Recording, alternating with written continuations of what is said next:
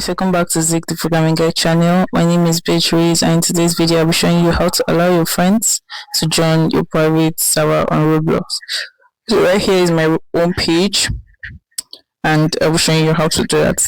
Let's just get right into the video.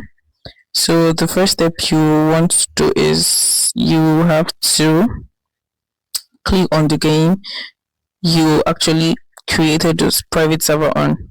So I created mine on Plants vs Brain Rot, so just click on it right there and just scroll down, keep scrolling.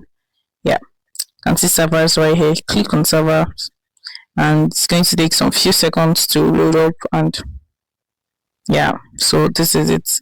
So just click right here, right, click on configure,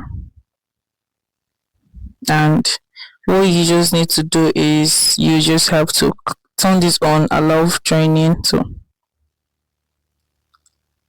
you can see right, it has changed. So you can right here you can now add your members, add people, add your friends right here.